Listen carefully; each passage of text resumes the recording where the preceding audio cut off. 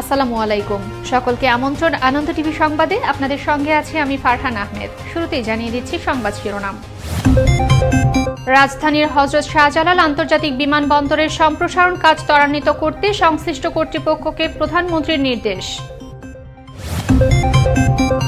পুরান ঢাকার হোসনি দালানে তাজিয়া মিছিলে বোমা হামলার মামলায় আসামি আরমানের 10 বছর এবং কবিরের 7 বছরের কারাদণ্ড।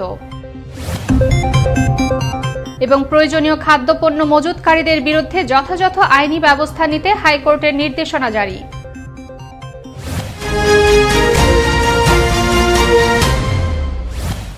শুনছিলেন সংবাদ শিরোনাম, এবার বিস্তারিত। রাজধানীর হযরত শাহজালাল আন্তর্জাতিক বিমানবন্দরের সম্প্রসারণ কাজ ত্বরান্বিত করতে সংশ্লিষ্ট কর্তৃপক্ষকে নির্দেশ দিয়েছেন প্রধানমন্ত্রী শেখ হাসিনা। মঙ্গলবার সকালে গণভবনে হযরত শাহজালাল আন্তর্জাতিক বিমানবন্দর সম্প্রসারণ প্রথম পর্যায়ে প্রথম সংশোধিত শীর্ষক প্রকল্পের নির্মাণ কাজের অগ্রগতি বিষয়ক উপস্থাপনা অবলোকনকালে তিনি এ নির্দেশনা দেন। এ সময় বিমান বাংলাদেশ এয়ারলাইন্সকে আয় বাড়ানোর প্রতি তাগিদ দেন সরকার প্রধান। জাতীয় পর্যায়ে গৌরবোজ্জ্বল ও কৃতিত্বপূর্ণ অবদানের স্বীকৃতি হিসেবে এবার 10 বিশিষ্ট ব্যক্তি ও 1 প্রতিষ্ঠান পাচ্ছে স্বাধীনতা পুরস্কার 2022। মঙ্গলবার মন্ত্রিপরিষদ বিভাগের এক বিজ্ঞপ্তিতে স্বাধীনতা পুরস্কারের জন্য মনোনীতদের তালিকা প্রকাশ করা হয়। এর মধ্যে স্বাধীনতা ও মুক্তিযুদ্ধ ক্ষেত্রে এবার 6 জন, চিকিৎসাবিদ্যায় 2 জন ও সাহিত্যে 2 জন ব্যক্তি পাচ্ছেন স্বাধীনতা পুরস্কার। এছাড়া গবেষণা ও প্রশিক্ষণ ক্ষেত্রে পুরস্কার দেওয়া হচ্ছে বাংলাদেশ গম ও ভুট্টা গবেষণা ইনস্টিটিউটকে। উৎপাদন ও ভোক্তা পর্যায়ে সয়াবিন তেলের উপর ভ্যাট প্রত্যাহারের পর এবার আমদানি পর্যায়েও ভ্যাট প্রত্যাহারের সিদ্ধান্ত নিল সরকার। এক্ষেত্রে প্রত্যাহার করা হবে 15% ভ্যাট। মঙ্গলবার অর্থ মন্ত্রণালয়ের জনসংযোগ কর্মকর্তা গাজী তৌহিদুল ইসলাম সাংবাদিকদের এ তথ্য জানান। এর আগে সোমবার উৎপাদন ও ভোক্তা পর্যায়ে সয়াবিন তেলের উপর 20% ভ্যাট প্রত্যাহার করে প্রজ্ঞাপন জারি করে জাতীয় রাজস্ব বোর্ড এনবিআর।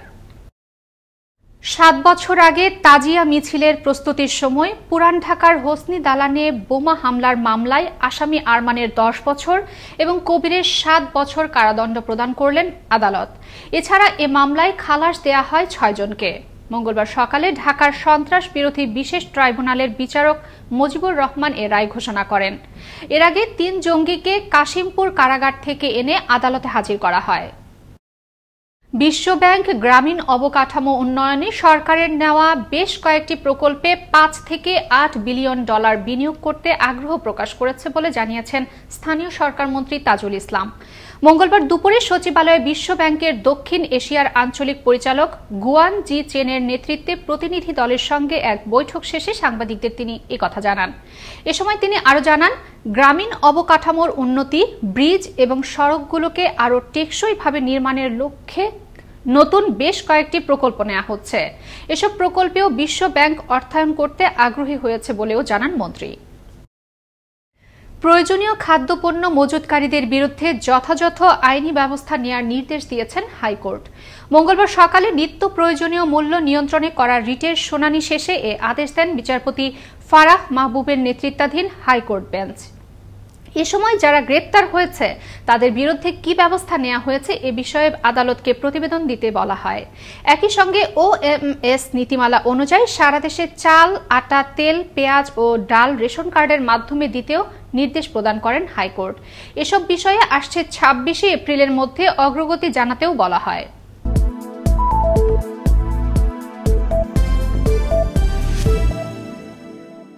ইউক্রেনের রাজধানী কিয়েভের একটি বহুতল ভবনে রাশিয়ার ক্ষেপণাস্ত্র হামলায় নিহত হলেন 2 জন। ইউক্রেনের কিয়েভের পশ্চিমাঞ্চলীয় এসভিয়াতোশিনস্কি জেলায় অবস্থিত 16 তলা বিশিষ্ট একটি ভবনে হামলা চালানো হয়। দেশটির জরুরি সেবা বিভাগ জানায়, রাজধানীর বেশ কিছু এলাকায় হামলা চালায় রাশিয়া। ঘটনাস্থল থেকে 2 জনের মরদেহ এবং 27 জনকে জীবিত উদ্ধার করে ইউক্রেন। এছাড়া পুদিলস্কো এলাকার আরও কয়েকটি আবাসিক ভবনেও হামলা চালানো হয়েছে বলেও জানায় ইউক্রেন। এর আগে মঙ্গলবার সকালে রাজধানী কিয়েভে বড় ধরনের বিস্ফোরণের শব্দ শোনা যায়। শিক্ষা প্রতিষ্ঠানে ছাত্রীদের হিজাব পরা নিয়ে তৈরি হওয়া যাবতীয় বিতর্কে পানি ঢেলে ঐতিহাসিক রায় দিল ভারতের কর্ণাটক হাইকোর্ট। শিক্ষাঙ্গনে হিজাব নিষিদ্ধ করার বিরুদ্ধে যে সমস্ত আবেদন জমা পড়েছিল, মঙ্গলবার তা খারিজ করে দেয় দেশটির আদালত। এর আগে গেল ফেব্রুয়ারিতে একটি নির্দেশিকা জারি করে শিক্ষা প্রতিষ্ঠানে হিজাব পরা নিষিদ্ধ ঘোষণা করেছিল কর্ণাটক সরকার। তারপর থেকেই সে রাজ্যে হিজাব ইস্যুতে শুরু হয় বিক্ষোভ। লাগাতার প্রতিবাদের জেরে বেশ কয়েকদিন স্কুল কলেজ বন্ধও রাখতে হয় কর্ণাটক সরকারকে। এবার খেলার সংবাদ।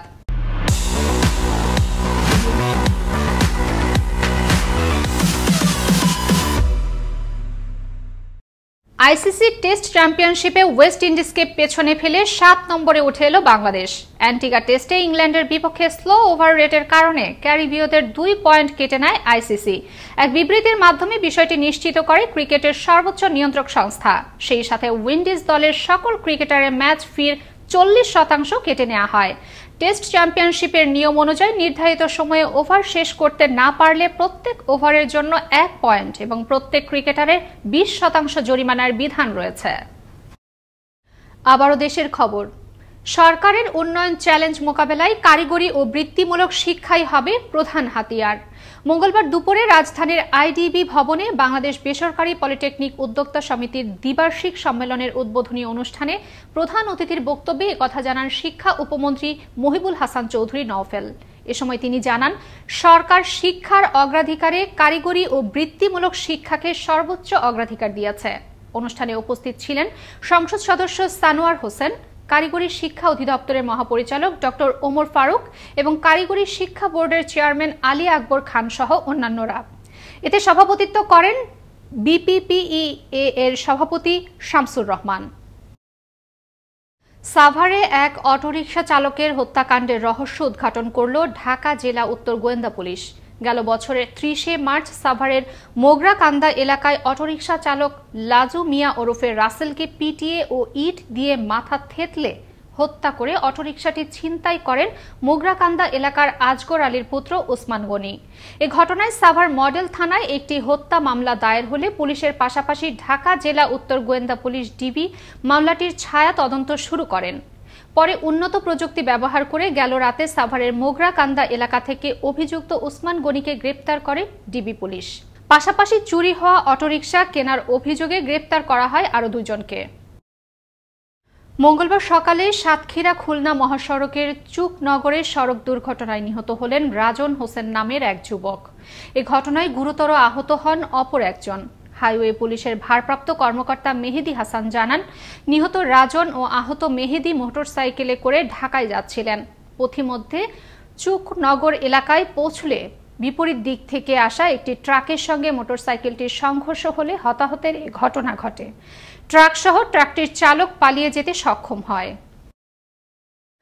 রংপুরে ডেইরি ও পোল্ট্রি খাদ্যের মূল্য বৃদ্ধির সাথে সামঞ্জস্য রেখে দুধ, ডিম ও মাংসের মূল্য নির্ধারণের দাবিতে মানববন্ধন, সমাবেশ ও বিক্ষোভ করল রংপুর ডেইরি ফার্মার্স অ্যাসোসিয়েশন।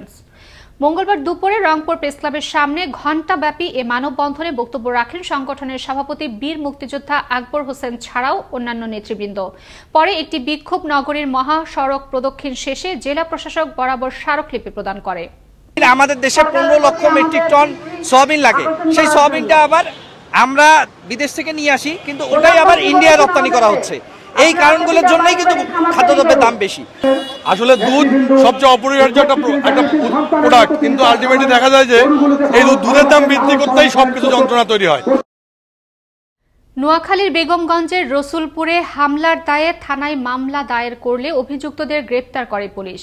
এদিকে আসামিরা জামিনে বের হয়ে আবারও ভুক্তভোগীর উপর হামলা ও বাড়িঘর ভাঙচুর চালায়। এ সকল অভিযোগ এনে সোমবার সন্ধ্যায় ভুক্তভোগী পরিবারের সদস্যরা নিজ বাড়িতে সংবাদ সম্মেলন করে এ বিষয়ে প্রশাসনের সহায়তা চেয়েছেন। বইমেলা উপলক্ষে বিকাশের উদ্যোগে সুবিধাবঞ্চিত শিশুদের জন্য বই সংগ্রহের লক্ষ্যে সবাইকে সম্পৃক্ত হওয়ার আহ্বান জানিয়েছেন বিশিষ্টজনেরা। সম্প্রতি জনপ্রিয় লেখক, সিটি ব্যাংকের ব্যবস্থাপনা পরিচালক ও প্রধান নির্বাহী কর্মকর্তা মাসরুর আরিফিন এবং অভিনেতা ইরেশ জাকের বইমেলায় এসে এ আহ্বান জানান। বইমেলা উপলক্ষে গেল 2 বছরে 22,650টি বই বিতরণ করে বিকাশ। এবার মেলা প্রাঙ্গণে 5টি বিশেষ বুথ তৈরি করেছে প্রতিষ্ঠানটি। বুথে এসে নতুন পুরাতন সব ধরনের বই দিতে পারছেন আগ্রহীরা। যশোরে খুন হওয়া চাঁদপুরে ব্যবসায়ী হান্নান মৃধার অপহরণকারী ও হত্যাকারীদের গ্রেপ্তার ও ফাঁসির দাবিতে চাঁদপুর শহরের লাশ নিয়ে বিক্ষোভ মিছিল ও সড়ক অবরোধ করল চাঁদপুরবাসী। মঙ্গলবার সকালে চাঁদপুর শহরের প্রধান সড়কে এ বিক্ষোভ ও প্রতিবাদ সমাবেশ অংশ নেন চাঁদপুরের বিভিন্ন পেশার মানুষ। পরে পুলিশের আশ্বাসে সড়ক অবরোধ তুলে নেয় বিক্ষোভকারীরা।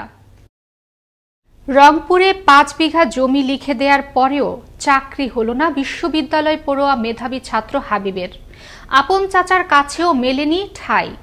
তবে হতাশ করেনি জেলখানা। আত্মীয় স্বজনদের সাজানো মামলায় ঠাঁই হয় কারাগারে। বিচারাধীন অবস্থায় দীর্ঘ 5 বছর পর জামিনে বেরিয়ে এসে দিলেন পৈতৃক সম্পত্তি আত্মসাৎ ও চক্রের খপ্পরে পড়ার বর্ণনা। রংপুর থেকে মাহফুজ আলম প্রিন্সের প্রতিবেদনে আরো জানাচ্ছেন মোস্তফা কামাল তোহা।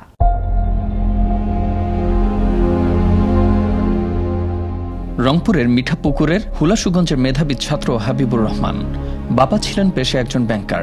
হাবিবের ছাত্র জীবন থেকেই শখ সেনাবাহিনীর কমিশন র্যাঙ্কের অফিসার হওয়ার। বিশ্ববিদ্যালয়ে MBA করা অবস্থায় মৃত্যু হয় বাবার। আর মায়ের অন্যত্র চলে যাওয়ার শোক সামলাতে না পারায় কিছুটা মানসিক সমস্যায় ভুগছিলেন তিনি। আর এই সুযোগের সদ্ব্যবহার করে নিকটাত্মীয়রা আত্মসাৎ করে হাবিবের সবকিছু। হোমিওপ্যাথিকের মাদক মামলায় তাকে পাঠানো হয় কারাগারে। আমার কাছ থেকে জমি লিখে নিছে, তারপরে আমি মোটরসাইকেল বিক্রি করে ডাচ বাংলা ব্যাংকে চাচার অ্যাকাউন্টে আমি টাকা দিছি। জমি আর টাকা আমি দিয়েছি চাকরির জন্য। জমি লিখিত 47 শতক মোস্তাফিজুর রহমানকে আমি দিছি, আমার চাচাকে। ওই যে আমি সম্পদের জন্য আমি বললাম যে আমাকে চাকরি আপনাকে দিতে হবে, এই চাচাই আমাকে জেলখানায় ঢুকেছে। আমাকে বলছে যে কোনো মুহূর্তে রাস্তায় আমার লাশ পড়ে থাকবে। এদিকে সিনেমার গল্প না হলেও বন্ধু হয়ে বন্ধুর প্রতিদান রাখলেন তারই বাল্যবন্ধু এবং আইনি পরামর্শ কেন্দ্রের অ্যাডভোকেট মাহে আলম। অবশেষে তিনিও নিলেন হাবিবের দায়িত্ব। তার স্বপ্ন ছিল আর্মি অফিসার হওয়ার। যখন তার বাবা মারা গেলেন, মারা যাওয়ার পর তার বাবার পেনশনের কিছু টাকা, তারপরে পৈতৃক ওয়ারিশ সূত্রে কিছু জমি পেলেন। এই জমিগুলো আত্মসাতের জন্য তাই তাকে মিথ্যা মাদকের মামলায় ফাঁসিয়ে দিয়ে জেল হাজতে পাঠিয়ে দিয়েছিল। আজকে আমি যখন দেখেছি যে সে মানসিক ভারসাম্যহীন একজন ব্যক্তি, সে তো বাইরে এসে কোথায় যাবে, তার চিকিৎসার ব্যবস্থা করব এবং তার পুনর্বাসনের ব্যবস্থা করব। তবে দীর্ঘদিন বিনা অপরাধে একজন মানসিক রোগী হয়েও কিভাবে কারাভোগ করল তার উত্তর চান এই আইনজীবী। দায়িত্ব পালন না করায় অন্যান্য সালিসি সংগঠনের বিরুদ্ধেও ক্ষুব্ধ প্রতিক্রিয়া তার। তার একটি জামিনের আবেদন 3 বছর 8 মাস 10 দিনে করা হয় না। কি মামলায়? একটা সাজানো মাদকের মামলায় তাকে গ্রেপ্তার করা হয়েছিল। ঠিক একটা মানসিক এরকম রোগী জেলখানায় থাকলেও কি করে, সেটাও আমাদের প্রশ্ন। আইন সালিসি কেন্দ্র বা বিভিন্ন রকমের যে ব্লাস্ট, সরকার টাকা পয়সা যে লিগালের যে টাকা দেয়, তারা এটা কোনো ধরনের স্টেপ নেয়। সেটা যে জজ সাহেবের কাছে নেবেন বা এটা লিগাল এইডের কাছে দেবেন, তারাও কোনো দায়িত্ব পালন করে নাই। একদিকে প্রতিপক্ষের হুমকি, অন্যদিকে সবকিছু হারানো মেধাবী ছাত্র হাবিবের ভবিষ্যৎ। আর এ বিষয়ে ঘটনার সঠিক তথ্য অনুসন্ধান করে অপরাধীদের আইনের আওতায় আনার দাবি সংশ্লিষ্টদের। মোস্তফা কামাল তোহা, আনন্দ টিভি, ন্যাশনাল ডেস্ক। গাজীপুরের শ্রীপুর সাব রেজিস্ট্রি অফিসে অনুষ্ঠিত হল কর্মরত কর্মচারী ও নকল নবিশদের দক্ষতা বৃদ্ধি, স্বচ্ছতা ও জবাবদিহিতা জোরদারকরণ বিষয়ক অভ্যন্তরীণ প্রশিক্ষণ কর্মশালা। মঙ্গলবার শ্রীপুর সাব রেজিস্ট্রি অফিসে এ প্রশিক্ষণ কর্মশালা অনুষ্ঠিত হয়। এতে প্রধান অতিথি হিসেবে উপস্থিত ছিলেন গাজীপুরের জেলা রেজিস্ট্রার ওয়াহিদুল ইসলাম। এ সময় শ্রীপুর উপজেলা সাব রেজিস্ট্রার আব্দুর রশিদ মণ্ডল সহ সাব রেজিস্ট্রি অফিসের কর্মরত সকল কর্মচারী ও নকল নবিশগণ উপস্থিত ছিলেন। সিরাজগঞ্জের উল্লাপাড়ায় এক কিশোরীকে ধর্ষণের ঘটনায় 2 ধর্ষককে আটক করেছে উল্লাপাড়া মডেল থানা পুলিশ। সোমবার সন্ধ্যায় উপজেলার দুর্গানগর ইউনিয়নের ইসলামপুর এলাকা থেকে গোলাম ও নূর আলমকে স্থানীয়রা আটক করে পুলিশের হাতে সোপর্দ করে। উল্লাপাড়া মডেল থানার ভারপ্রাপ্ত কর্মকর্তা হুমায়ুন কবির জানান, মঙ্গলবার সকালে আটককৃতদের সিরাজগঞ্জ কারাগারে পাঠানো হয়। অপরদিকে আহত কিশোরীকে ভর্তি করা হয় হাসপাতালে। সোমবার সন্ধ্যায় চুয়াডাঙ্গা সদর উপজেলার মাছের দায়ের এলাকায় মসজিদের টাকা তোলাকে কেন্দ্র করে সংঘর্ষে জড়ায় দুপক্ষ। এতে আহত হয় নারী সহ উভয় পক্ষের 12 জন। চুয়াডাঙ্গা সদর থানার ভারপ্রাপ্ত কর্মকর্তা মোহাম্মদ মহসিন জানান, এলাকায় পুলিশ মোতায়েন করে পরিস্থিতি নিয়ন্ত্রণে আনা হয়েছে। এদিকে এই ঘটনায় 7 জনকে গ্রেপ্তার করে পুলিশ। পটুয়াখালীর দুমকিতে কলেজ শিক্ষিকা তাহেরা আলী রুমাকে প্রকাশ্যে দিবালোকে অপহরণের প্রতিবাদে 15ই মার্চ মঙ্গলবার বেলা 11টায় দুমকি প্রেস ক্লাবের সামনে অনুষ্ঠিত হল মানববন্ধন ও প্রতিবাদ সমাবেশ। সমাবেশে শিক্ষার্থী, শিক্ষক, রাজনৈতিক নেতৃবৃন্দ সহ স্থানীয় গণ্যমান্য ব্যক্তিবর্গ উপস্থিত ছিলেন। এ সময় বক্তারা দোষীদের দৃষ্টান্তমূলক শাস্তির দাবি জানান। দিনের কাজ শেষে সন্ধ্যায় নানার বাড়িতে আর যাওয়া হলো না মোটরসাইকেল আরোহী সৌরভের। সোমবার সন্ধ্যায় চাঁদপুর মুখ তেলের লরি ও হাজীগঞ্জ মুখ একটি সিএনজি ও মোটরসাইকেলের মধ্যে ঘটে ত্রিমুখী সংঘর্ষের ঘটনা। এতে ঘটনাস্থলে মোটরসাইকেল চালক সৌরভের মৃত্যু হয়। এ ঘটনায় আহত দুজন আশঙ্কামুক্ত বলে জানায় হাজীগঞ্জ উপজেলা স্বাস্থ্য কমপ্লেক্সের চিকিৎসক। সোমবার রাতে জয়পুরহাটের 5 বিবি থানার ভীমপুর গ্রামে মাদক বিরোধী অভিযান পরিচালনা করে র্যাব 5। অভিযানকালে ওই গ্রামের একটি পাকা সড়ক থেকে 72 বোতল ফেন্সিডিল সহ গ্রেপ্তার করা হয় শাহিন উদ্দিন নামের একজনকে।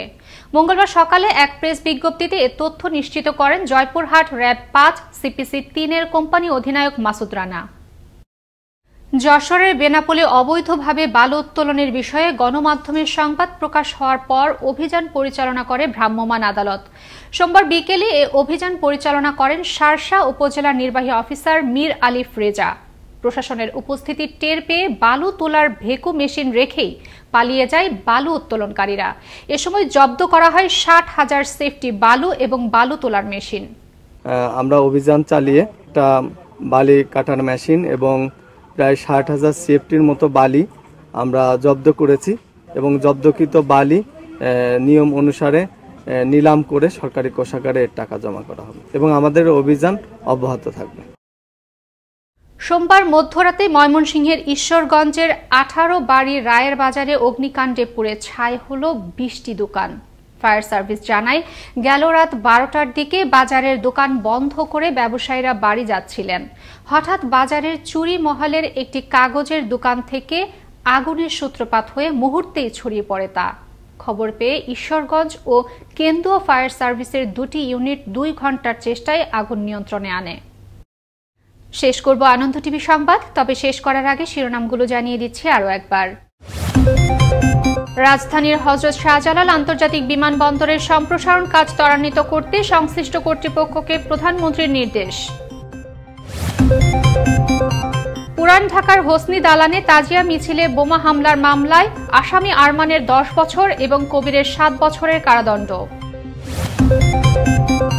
এবং প্রয়োজনীয় খাদ্যপণ্য মজুতকারীদের বিরুদ্ধে যথাযথ আইনি ব্যবস্থা নিতে হাইকোর্টের নির্দেশনা জারি।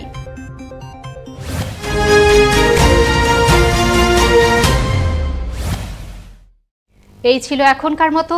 আনন্দ টিভির সংবাদ দেখুন প্রতিদিন বিকেল 5টা 30 এবং রাত 9টা 30 আনন্দ টিভির সঙ্গে থাকার জন্য সকলকে ধন্যবাদ।